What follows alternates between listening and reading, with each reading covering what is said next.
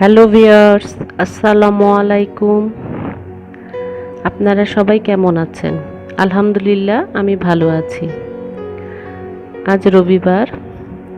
আজকে আমি আপনাদের সাথে আমাদের জীবনের কিছু সচেতনতামূলক বিষয়ে শেয়ার করব।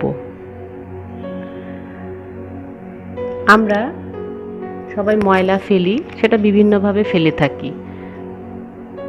কেউ এরকম বালতি ইউজ করে, কেউ ঝুড়ি ইউজ করে, এক একজন এক একভাবে ময়লা ফেলে।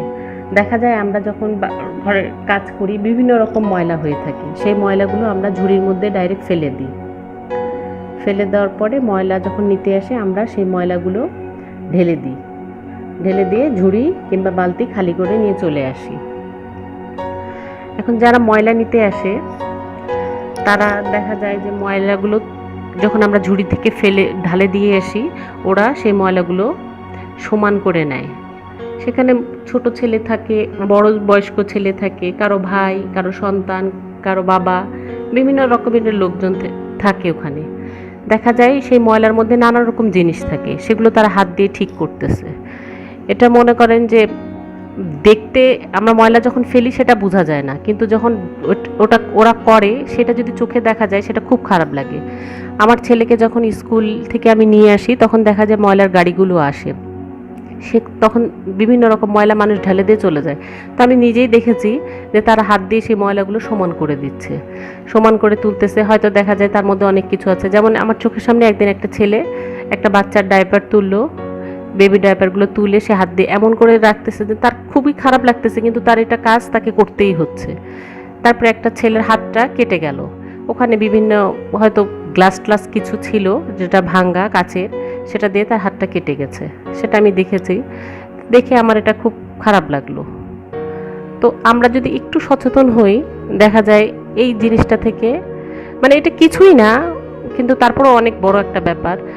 আমাদের বাসার সন্তানকে তো আমরা কখনো একটা গ্লাস যদি ভেঙে যায় আমরা তাকে কাছে আসতে দিই না, যে তুমি দূরে থাকো বাবা, তোমার পায়ে লেগে যাবে, কিংবা একটা ব্লেড দিয়ে তাকে কাজ করতে দিই না।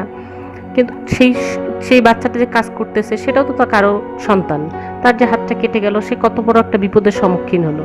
তা আমরা যদি একটু সচেতন হই দেখা যায় এই জিনিসগুলো থেকে তারা বিপদমুক্ত থাকে। তারপর আমরা একটা ঝুড়ির মধ্যে এভাবে একটা প্লাস্টিক যদি আটকিয়ে নিই, প্লাস্টিকটা আটকিয়ে নিয়ে আমরা সারাদিনে আমাদের যত ময়লা আছে এর মধ্যে ফেললাম। ময়লা ফেলার মধ্যে আমরা যদি কাচের কিছু জিনিস ভেঙে যায় তাহলে আমরা পেপার দিয়ে মুড়াই দেবো। এরকম যদি ব্লেড আমরা ফেলে থাকি সেটাও আমরা পেপার দিয়ে এভাবে মুড়ে সেটা আমরা এই ময়লার মধ্যে ফেলবো। বাচ্চাদের ডায়পারগুলো সেগুলো একটু পেপার দিয়ে মুড়াই ফেলবো।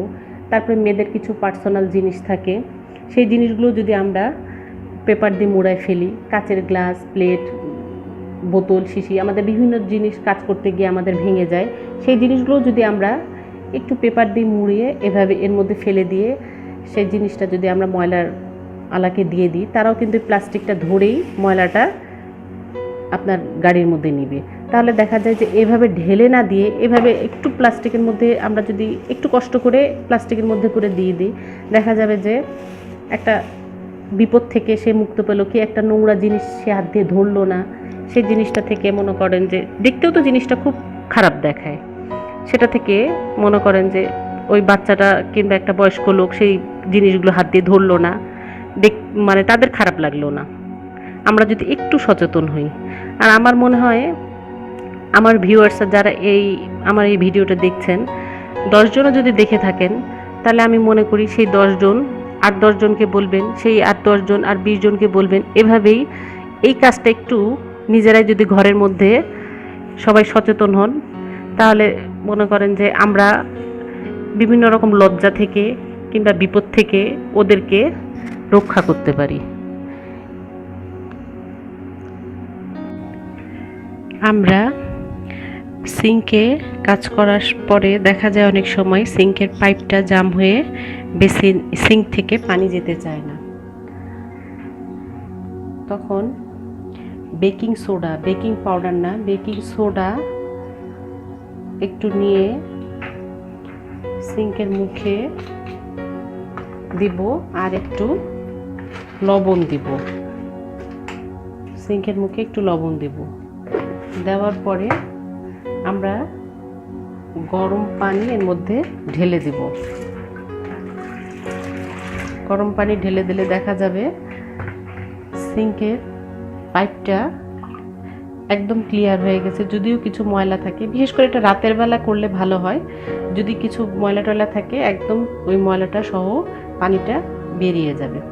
আমরা ডাইনিংয়ের সাথে যে বেসিন থাকে সেই বেসিনেও হাত সব সময় ধোয়া হয় দেখে ওখানে ভাত অনেক কিছু ময়লা টয়লা পড়ে।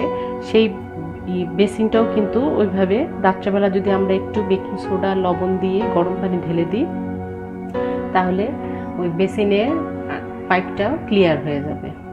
সিঙ্কের পাইপ, বেসিনের পাইপ আমি এভাবেই ক্লিয়ার করি। হয়তো আপনারা আমার থেকেও অনেক ভালো কিছু জানেন, করেন হয়তো, কিন্তু আমি এটা জানি দেখি আমি এটা আপনাদের সাথে শেয়ার করলাম। তো আজকের ব্লগটা আমি এখানেই শেষ করব। আপনারা আমার ভালো খারাপ দুটোই কমেন্ট করে আমাকে আমার কমেন্ট বক্সে জানাবেন। আর আপনারা সবাই ভালো থাকবেন। আমার ব্লগটি যদি আপনাদের ভালো লেগে থাকে তাহলে আমার চ্যানেলটি অবশ্যই সাবস্ক্রাইব করবেন। আজকে এই পর্যন্তই। আল্লাহ হাফেজ।